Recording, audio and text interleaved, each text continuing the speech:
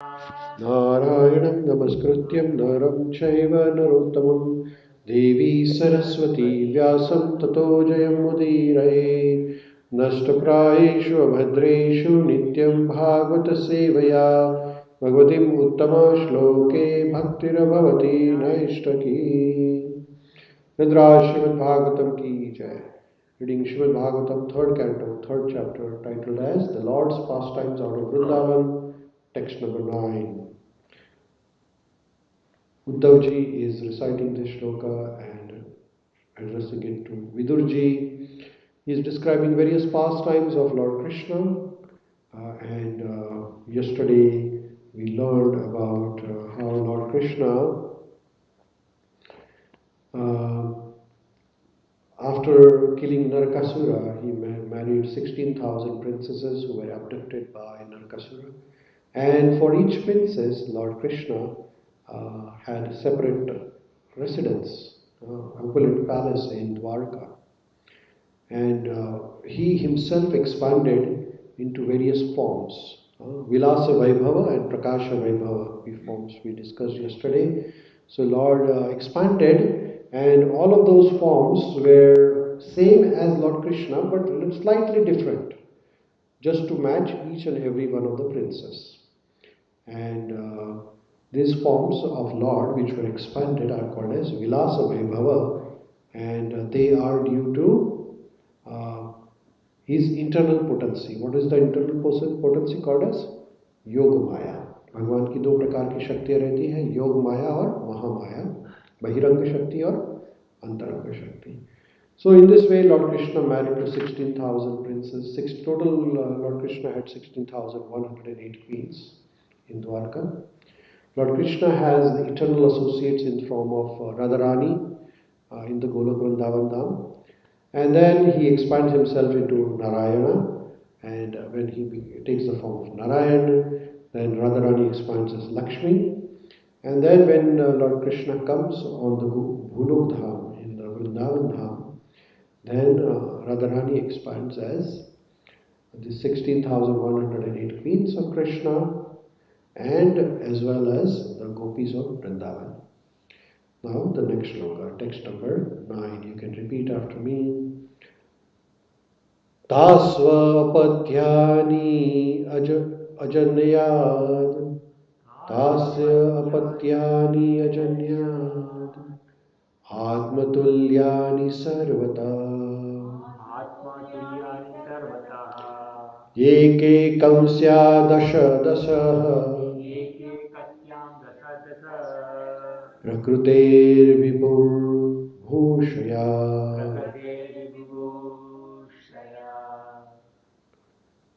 Translation. Just to expand himself according to his transcendental features, the Lord begot in each and every one of them 10 offsprings with exactly his own qualities. Dasha dasha. Dasha dasha means 10. So Lord Krishna, after marrying to those 16,108 queens, and Lord Krishna had children with each of these queens. And how many children with each queen? 10 each. So 16,000 times 10. So it's a big number. So Lord Krishna's family is very big family. So it is bigger than Thunder Bay probably. A very big family. And Lord Krishna looked after each and every one of them very nicely.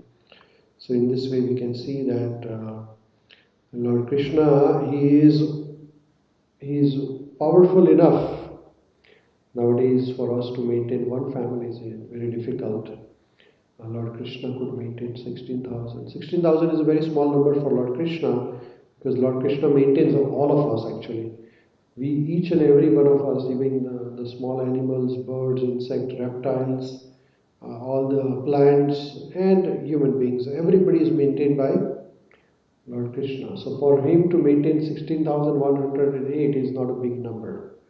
And we all are children of Krishna. Krishna says in Bhagavad Gita, Aham bija padhapita. So he says, I am the seed-giving father of everyone. including Lord Brahma. Lord Brahma is born from Lord Krishna, and all the living entities, they come from Brahmaji ultimately. So Krishna is the ultimate father of all of us. So for Lord Krishna to have 10 children is nothing, because he could have millions of children, trillions of children. And he has all those children. So we all are children of Krishna. So to have 10 children is, even though it's mentioned here, we all are children of Krishna. And then it says that each of them have exactly his own qualities. Bhagwan ke jaise hai gun, same quality as Lord Krishna. Actually, we all have qualities of Krishna in a very minute proportion. भगवान में जो quality है उसमें से कुछ quality हमारे में है, लेकिन वो बहुत छोटी क्वांटिटी में. जैसे कि if you take the drop of ocean, the drop of ocean has the same quality as the ocean, but in a very small quantity. The ocean is salty and the drop is also salty, but the difference is that the salt in the ocean is very big as compared to the salt in the small drop. Similarly, Lord Krishna and his children, we all of us are children of Krishna. We have little bit quality of Krishna, but then in a very, very minor proportion. Very minor proportion. So we cannot but never be equal to Krishna himself, right? So that is the shloka. So Lord Krishna looked after his family very nicely, and each queen, he satisfied them by giving the palace and the children. Okay. The next shloka is third canto, third chapter, 10th shloka. Kala magada shalavadin aneke rudantaha puram ajidhana swayam divyam swapumsham teja adishata. Translation. Kaliyavan, the king of Magad. Who is king of Magad? Jarasandha. Kaliyavan, king of Magad, who is Jarasandha, and Shalva. They attacked the city of Mathura. But when the city was encircled by their soldiers, Lord refrained from killing them personally, just to show power of his own men. Kala Magada Shalva. देखो यहाँ पर है Kalyavan Magadh, king of Magadh. Who is that? Jarasandh. Jarasandh को किसने मारा था? भीम ने. Very nice. और काल यवन को किसने मारा था? महाराज मुचुकुंद ने. महाराज मुचुकुंद. तो यहाँ पे उद्धव जी कहते हैं कि काल मगध शालवा दिन अनिके रुंदतः पुरम. जब भगवान का जो शहर है मथुरा, भगवान मथुरा में आए थे, और जब कंस का वध हो गया तो सब उसके जो दोस्त थे उनके नाम लिखे यहाँ पे. Friends of Kansa. और who are they?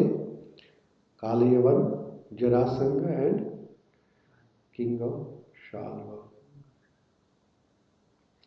So all of them, to take the revenge of Kamsa's death, they attacked Mathura again and again and again. Actually, Jarasandha attacked Mathura for so many times. He attacked for 17 times, and Lord Krishna defeated him each and every time. Ajighanat swayam divyam. तो भगवान कहते हैं यहाँ पे, sorry Uddhav ji कहते हैं कि भगवान तो दिव्य है, लेकिन भगवान ने क्या किया? तो अपने जो भक्त है उनका पावर दिखाने के लिए उनको खुद नहीं मारा, उनके भक्तों को बोला कि आप इनको मारो. बहुत सुंदर कथाएं हैं ये. श्रीमद् भागवतम के 10वें अध्याय में इनकी कथा बहुत डिटेल में आती है, लेकिन यहाँ पे हमें उसका थोड़ा फ्लेवर मिल रहा है कि उद्धव जी हमें थोड़ा सा ग्लिम्स दे रहे हैं भगवान की कथाओं के बारे में। सो काल यवन कौन था उसके बारे में श्रील प्रभुपाद जी यहाँ पे बताएंगे थोड़ा। Let's read purport by Srila Prabhupada.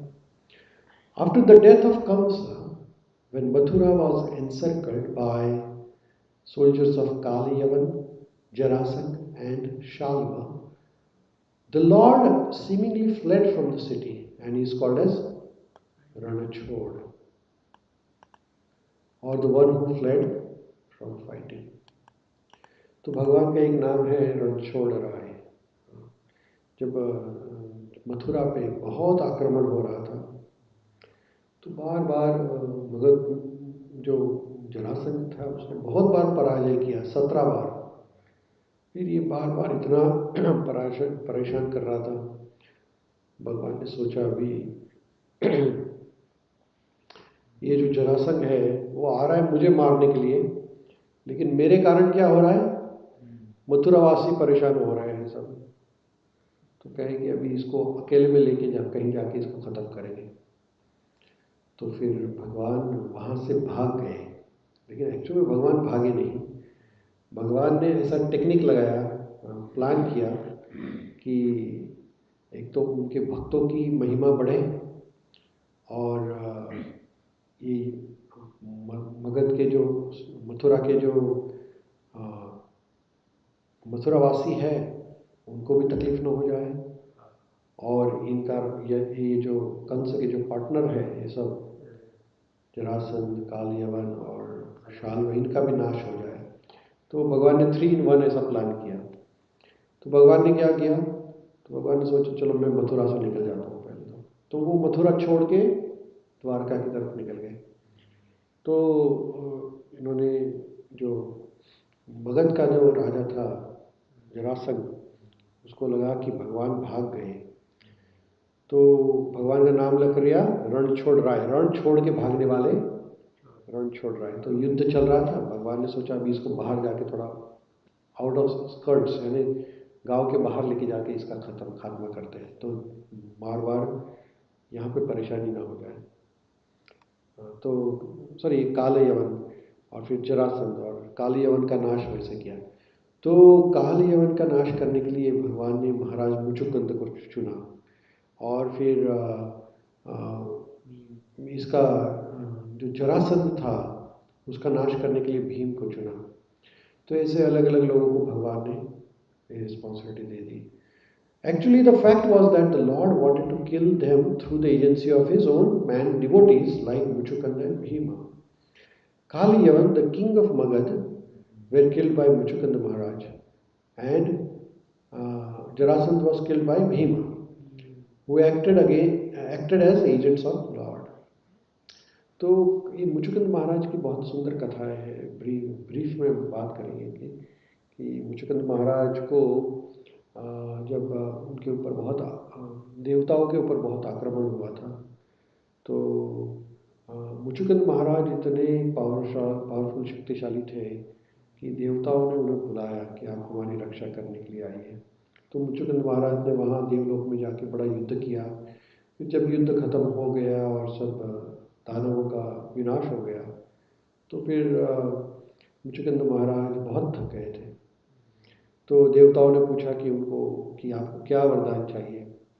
तो कहे कि मैं बहुत थक गया हूँ, आप मुझे ऐसा वरदान दीजिए कि मैं आराम से सो जाऊँ और कोई मुझे डिस्टर्ब न करे।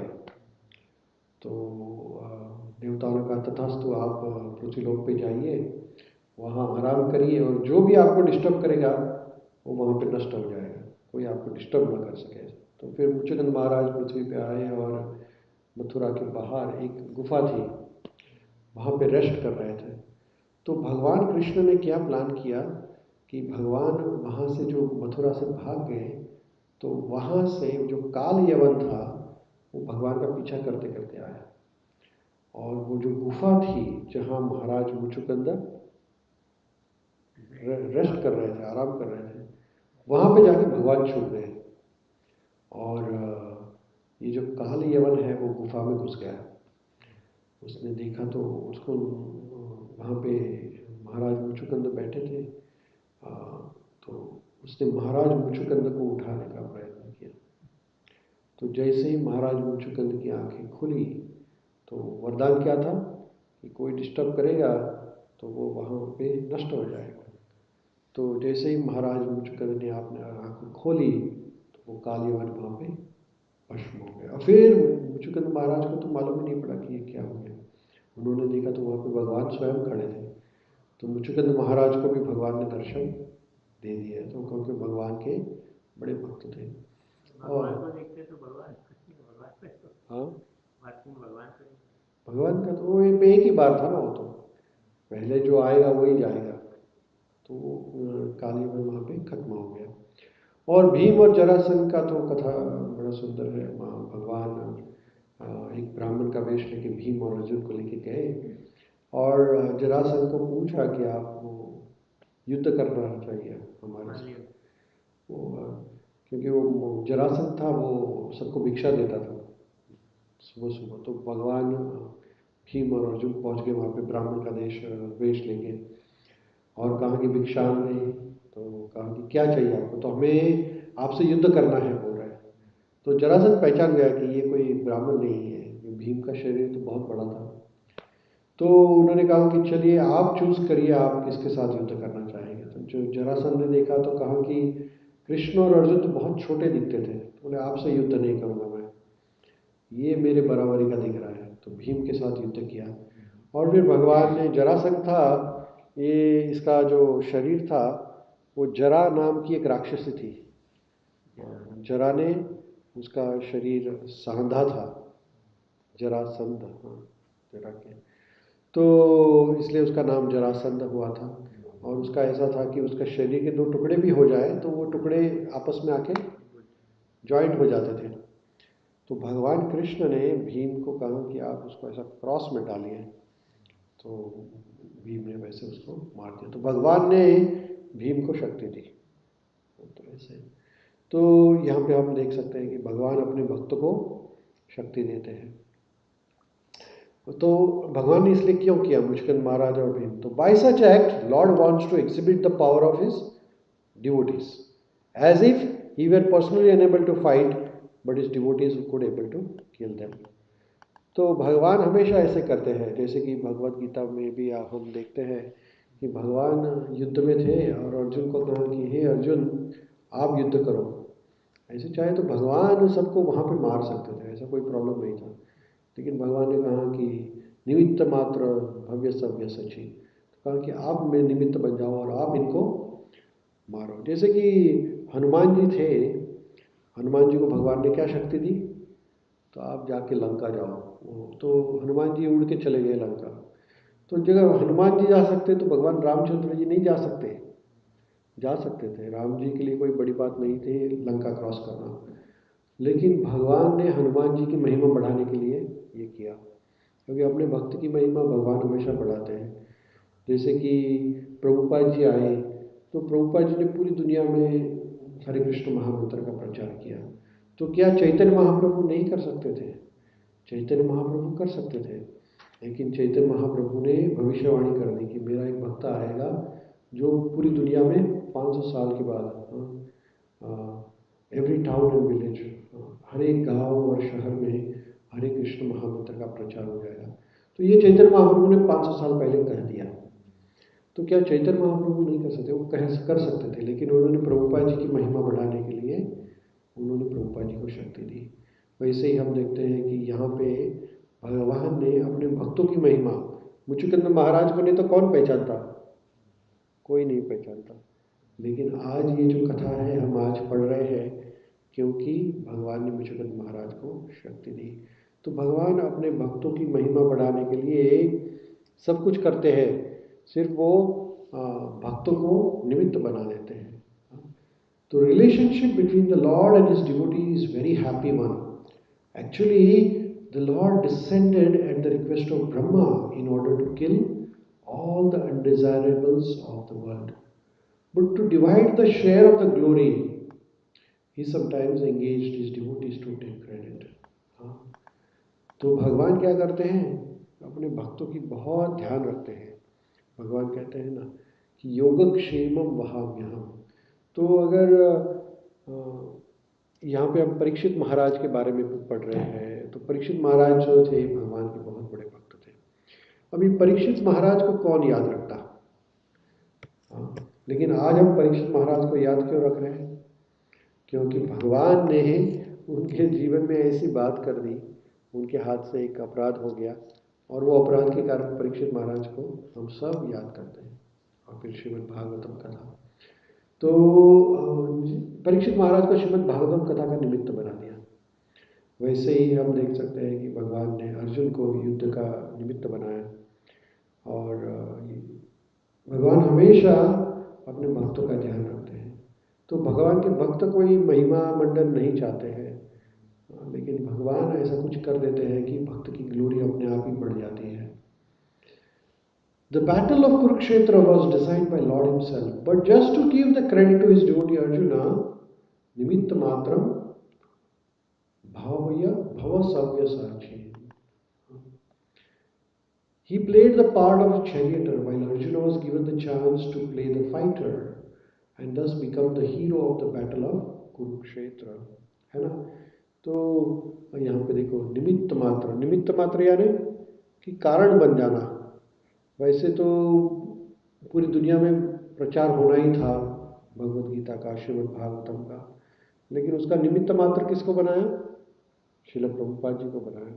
वैसे ही हमारे जीवन में भी अगर हमारे से कुछ अच्छा कार्य हो जाता है तो हम निमित्त मात्र हैं। ये काम तो भगवान ही करने वाले हैं, लेकिन हम भगवान हमें पोस्ट एजेंट, जो पोस्टमैन है वो क्या होता है, तो किसी का लेटर ला के डाल देता है, उसको कहते हैं निमित्त मात्र।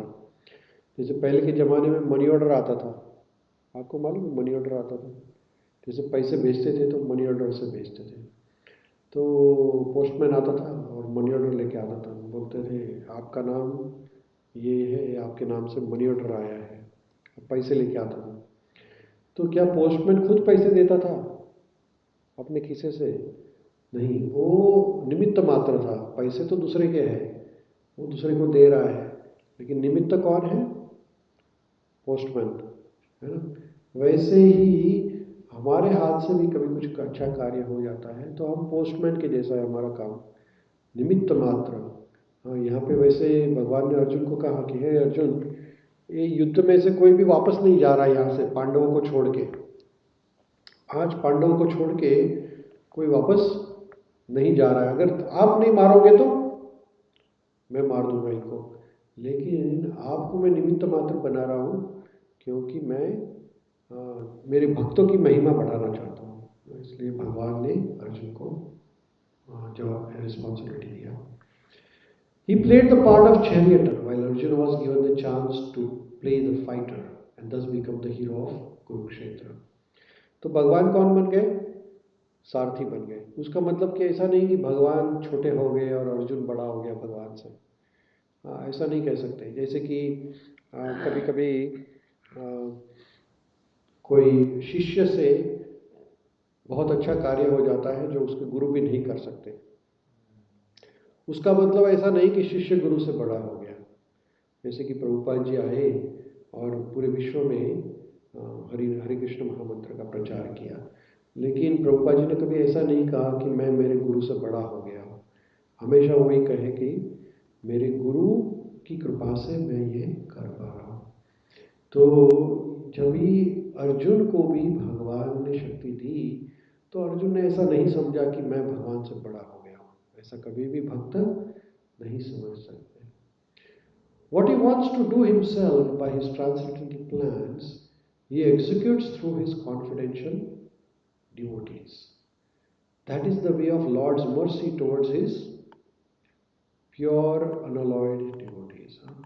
तो भगवान का कुछ सीक्रेट प्लान रहता है, और ये प्लान हमें किसी को समझ में नहीं आता है। भगवान का प्लान कैसा है, क्या है, कोई भी समझ में नहीं आ सकता है। लेकिन कभी कभी भगवान अपने भक्तों के, शुद्ध भक्तों के जीवन में ऐसा कुछ कर देते हैं कि ऐसा हम आश्चर्यचकित हो जाता है कि अर्जुन जो थे वो वैसे देखे तो भीष्म, द्रोण, इनके सामने कुछ भी नहीं थे। अर्जुन से बहुत शक्तिशाली लोग वहाँ पे युद्ध में खड़े थे, लेकिन भगवान ने उनको शक्ति दी और भगवान ने उनको उनकी महिमा बढ़ाने के लिए उनको सब शक्ति दी।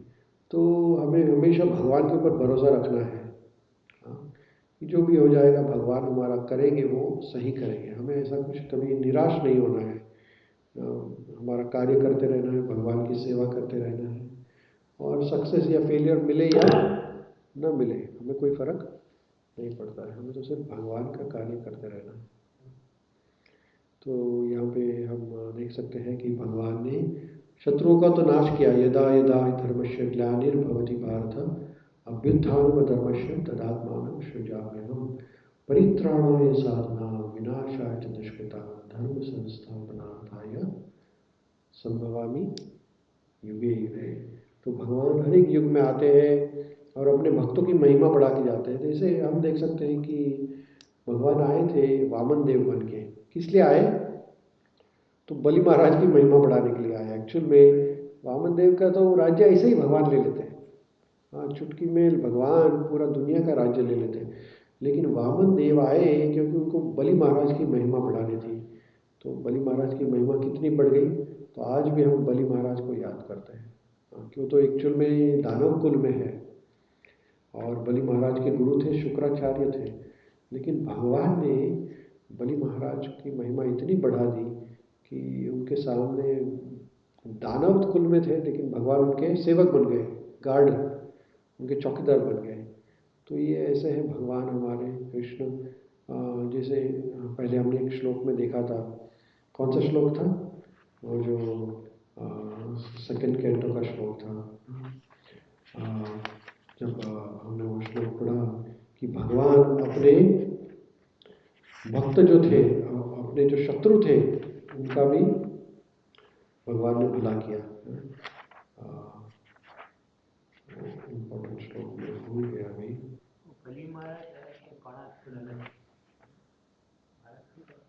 बाणासुर अलग है, बलि महाराज अलग है। बाणासुर नरकासुर, बाणासुर नरकासुर के साथ रह के, वो श्लोक में भूल गया अभी। कौन सा श्लोक था, मुझे याद आएगा, चलो ठीक है। लेकिन भगवान अपने भक्तों के लिए सब कुछ करते हैं और भक्तों के लिए नहीं, अपने जो शत्रु है उनका भी भगवान बहुत भला करते हैं। ऐसा कभी शत्रुओं को भी भगवान ने मुक्ति दी। जो भगवान को मारने के लिए पूतना आई थी, तो भगवान को विष पिलाने के लिए आई थी, है। लेकिन भगवान ने क्या किया, पूतना को माता का दर्जा दिया और पूतना का भी उद्धार कर दिया। तो ऐसे अहो बकीयम स्तन कालकूटम, ये श्लोक है। अहो बकीयम स्तन कालकूटम जिगाम सयापयायदपि असाध्वी लेभे गतिं धात्री उचितं ततोऽन्यं कं वा दयालुं शरणं व्रजेन। कं वा दयालु, तो कहते हैं कि ये जो भगवान हमारे हैं इतने दयालु और कृपालु हैं कि जो उनको पॉइजन देने को आता है, विष देने को आ रहा है, उनको भी माता का दर्जा दे देते हैं। तो इससे बड़ा दयालु कौन हो सकता है ना। तो भगवान अपने भक्तों का तो ध्यान रखते ही है, तो वो अपने शत्रुओं का भी ध्यान रखते हैं और उनको भी मुक्ति दे देते हैं। और ये जो बकी थी, बकी यानी पूतना, जो भगवान को विष पिलाने के लिए आई, लेकिन भगवान ने उसको माता का दर्जा दिया। तो कौन भगवान, ऐसे कृपालु भगवान की शरण में नहीं जाएगा।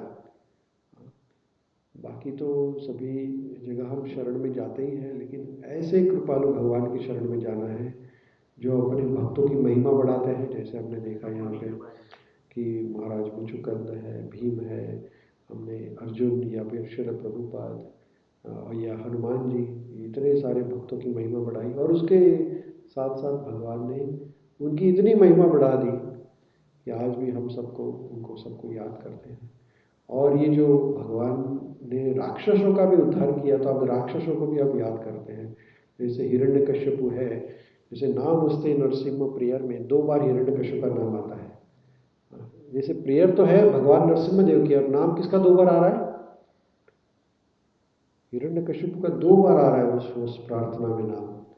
तो हम देख सकते हैं कि भगवान अपने भक्तों की तो महिमा बढ़ाते ही है, साथ साथ में अपने शत्रुओं को भी मुक्त कर देते हैं। तो भगवान ऐसे कृपालु और दयालु है। ग्रंथराज श्रीमद् भागवतम की जय। हम यहाँ पे